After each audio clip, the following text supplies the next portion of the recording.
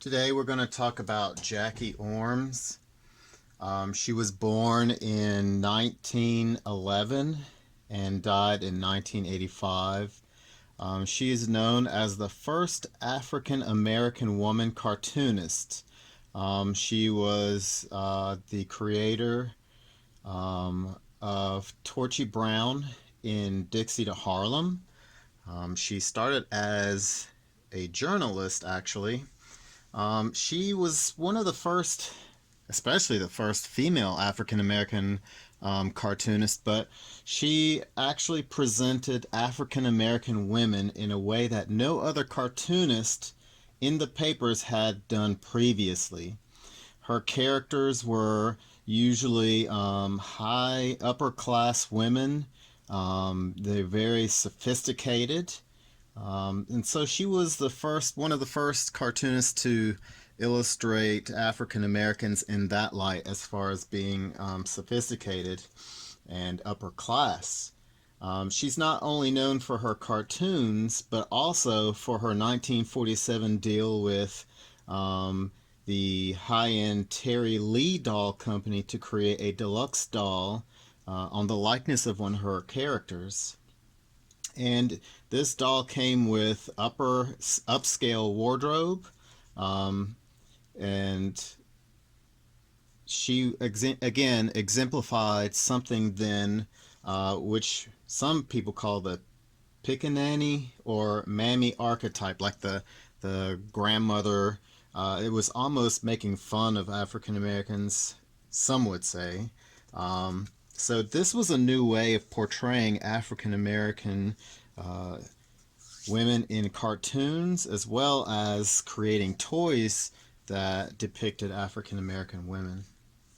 So for those of you that are in kindergarten, first and second grade, you're going to take a piece of paper. It doesn't matter if you turn your paper hamburger or hot dog. And you're going to create, and I'm going to give you the option. So I'm going to make one video for the whole school. But if you do not feel comfortable with one project or another, I want you to try picking which assignment you feel comfortable with. So I'm going to show you mine before I even start anything about showing you what to do. Kindergarten, first and second grade. You may not be comfortable making an extensive comic strip that includes images of 4 or 5 images. You may be more comfortable creating a comic strip where it's a single image and you have either thought bubbles or speaking bubbles. Make sure when you're done you autograph, sign your name. You can put the month, date, and year. So I love my pet Brutus. And I'm always looking for ways of, I guess, finding a laugh, because life is just so serious. Every time you turn on the TV or watch the news, it's easy just to say, man, what is the point of all this? Especially with what we've talked about lately as far as, the civil rights movement. It just seems like you're constantly fighting for survival, it seems like these days. And so I like to sometimes create light-hearted imagery or light-hearted artwork.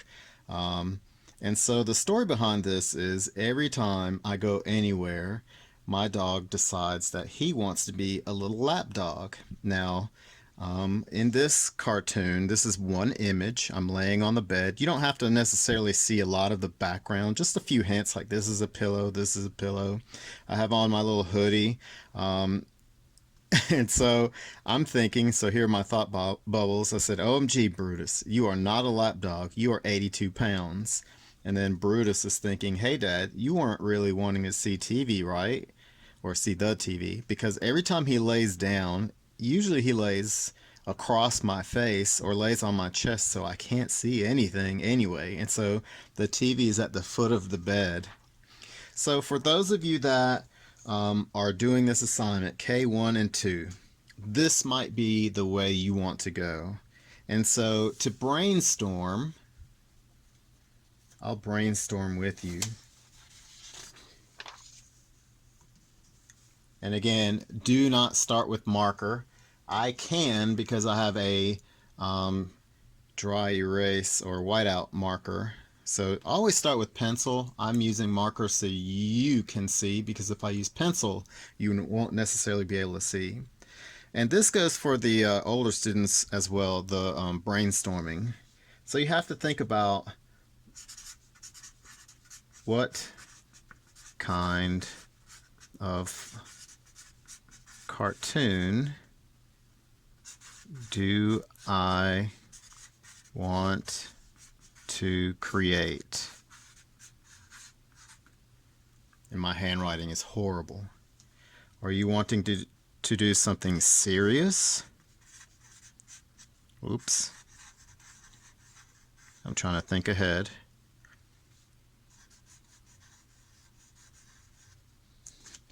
Are you trying to think about something serious like the civil rights movement? Now my whiteout pen doesn't want to work. Now that I'm making a video, there we go, I got it to work.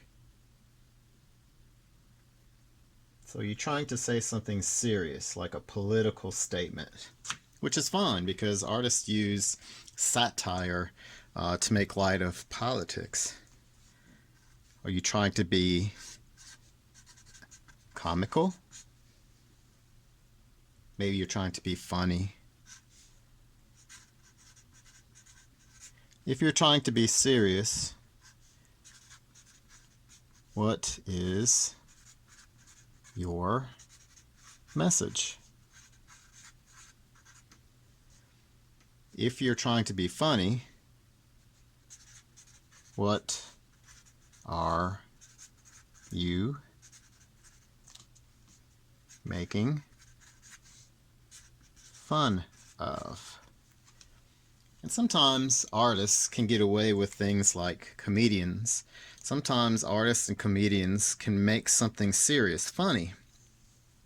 And so that's kind of when we decide that we can use artistic license to be expressionistic through our arts. There are some other things that you could be, maybe your theme could be. You could tell a story or narrate. And I think I spelled that correctly. What are you trying to narrate? You could narrate a serious topic through a comedical or a comical way. So there are a lot of interchanging with this, and I'm sure I didn't include all of the topics you could do. So what I want to focus on is your assignment. And I'll leave this here for a second. I'll leave this so that you can read it. Remember, brainstorm before you start this. What kind of cartoon do I want to create? Is it going to be serious? If so, what is your message? It can include, if you're trying to be serious, maybe civil rights, maybe equal rights or equality. Could even be politics. I'm running out of room.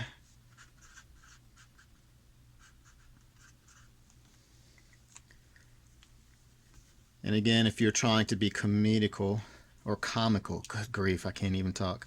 If you're trying to be comical or a comedian, you're trying to be funny. What are you making fun of? It could be something serious, but make sure it's in good taste. You don't want to offend. If you're trying to tell a story or narrate a topic, then what is your story including? Are you including the beginning, middle, and end of a story? Or are you trying to give an overall picture of that story? Comical. Good grief. That's the word I'm trying to say. I've messed up on that 2 or 3 times. So let me move this brainstorming sheet out of the way. For those of you that feel comfortable, you can create a comic strip where you have more than just one image and it tells a story.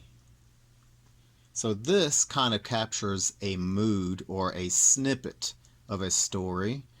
This is very similar because I turned this into a multi-image comic strip. And so I'll narrate this. It says, "It's been a long day. I'm so glad to be home after worrying about being safe at work." And of course, Brutus always greets me at the door, and I have to pet him or else he goes crazy. "Hi, Brutus, did you miss me?" "Oh, goody, it's all about me now. I can't wait to lay down and watch TV." So this is the bed. This is Brutus because he's black with a little spot on his back. He's got white chest. This is me in basketball shorts or running shorts walking towards the bed. So I lay down. "Brutus, I can't see." And Brutus is thinking, "I love you this much." So with this format is an extension of this format. This is one image.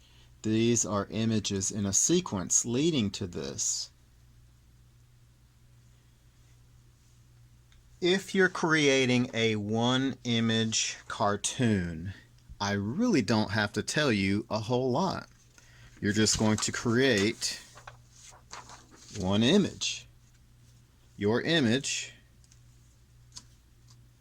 will be on your paper. Duh, right? So you can take your paper and turn it hamburger or portrait or landscape and create your subject matter. Now what I did is I created a drawing of myself and Brutus. After I created the drawing, I added thought bubbles, or you can add speaking bubbles. So thought bubbles are like this, and they look kind of like clouds. Speaking, I call them bubbles, kind of look like this, and this usually points to the mouth.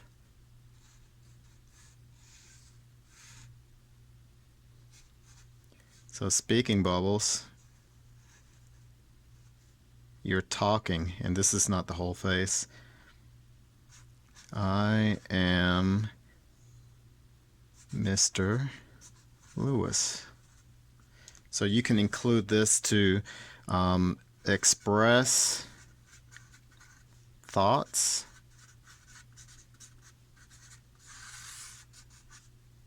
or speaking parts.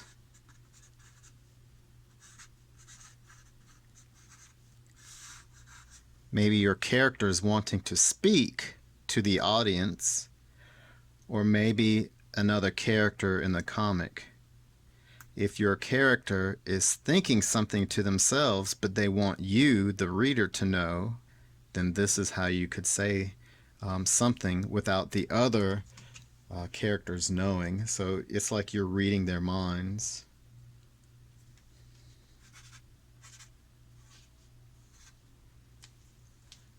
So if you're creating a one image comic image, just one singular image, you're going to create your image, your cartoon character, in the center of your paper.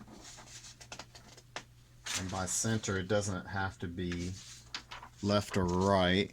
I mean the center, as far as you don't want it too high, you don't want it too low. You want it somewhere in the center. And you don't have to orient it in the center vertically. You can have it off center. But you want your main characters to be somewhere where your eye will go automatically, somewhere in the center of your paper. So somewhere in this little area. The more complex version, I really want 3rd, 4th, and 5th graders. I really want you to try this version. Don't take the easy way out. For this version, it looks complicated, but it really isn't. What you're going to do is, and I would turn my paper hamburger. You could do it this way, but then you won't be able to have three rows, 1 row, 2, 3 rows. It doesn't matter about columns. if you turn your paper this way, divide your paper maybe into thirds. You can have one picture, two, three. If you want more than three pictures, or three little mini pictures in your sequence of telling a story, you can easily divide these. I divided the top into three parts. Oops, get the right finger. Because I have a little speaking part here that I, the author, am wanting to say, not the character. So I put here, it's been a long day. I could add something like maybe Brutus is barking. So, woof. Maybe there's a big sound. You can divide your row into more than one column. And what I did on this is I divided the middle into two. But guess what? Your line in the middle row, doesn't have to be centered. It can be off-centered. Like maybe you want one picture to be bigger than the other picture, so this one will be larger. So if you don't want your pictures to be the same size, you can make one side larger, like that. So this image would be smaller than this image. So you can break it up into two main images, or like this would be two main images. You can have little narratives from you, the author, or you can have one large image. And just like with this, you're going to treat each one of these as its own drawing. You have to keep in mind the story you're trying to tell. What is the story that you're trying to tell? I'm telling a story of I'm coming home from a long day of teaching, and the first thing I do is I want to get home and get settled, and I want to kind of relax. And I'm kind of unable to watch TV because of Brutus. So keeping that in mind, I knew what the end was going to be. I knew that Brutus was going to be laying on my chest, obstructing my line of sight to the TV. So this is the one I created first for my kindergarten, first, and second graders. So I already knew the ending. So if I were you all, and you're doing this format, you might want to start with the end and then work from the beginning to the end. So I know that my ending is I'm going to be laying in bed with Brutus on my chest. So if you start with the end, you have to think about, well, what events lead me to that event, the final scene. In mine, it's I have to come home first. I interact with Brutus, I change clothes, walk to the bed to watch TV, and then I'm watching TV. So you have to think about, just like in writing, you're explaining what comes first, what comes second, what comes third, what comes fourth. What is your final scene, your final product? Your images tell a story in sequence. So again, kindergarten, first, and second grade. This is okay for you. If you want to try this, great. But choose one image and tell a story this way. Third, fourth, and fifth, I really want you to do this version, not that. This version. If you want to add color, you can. You can leave it black and white. That really is not going to bother me. I would love to see your finished work colored. I didn't have enough time, and I spent about maybe 20 or 30 minutes between the two of these drawings. So in about 45-50 minutes, you're not going to have a finished piece of work. You're just not going to. If you take your time and you draw this carefully, There's no way you should be done in 45 minutes.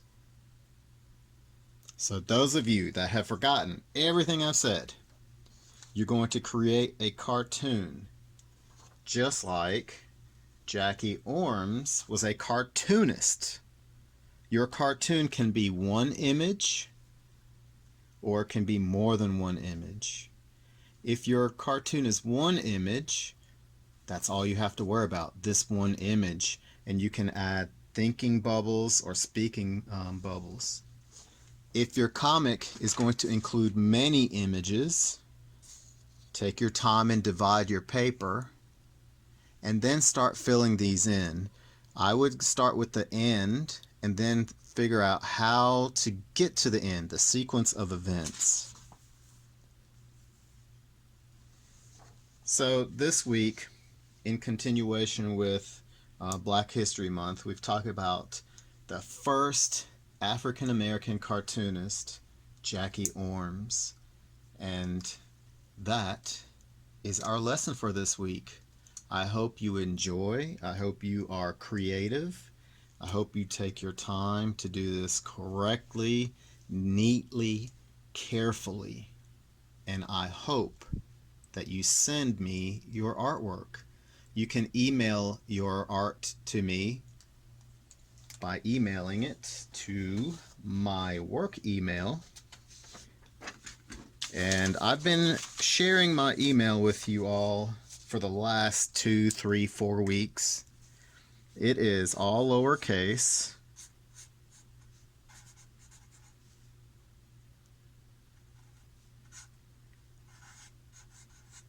And I'll write it slowly because my handwriting is horrible.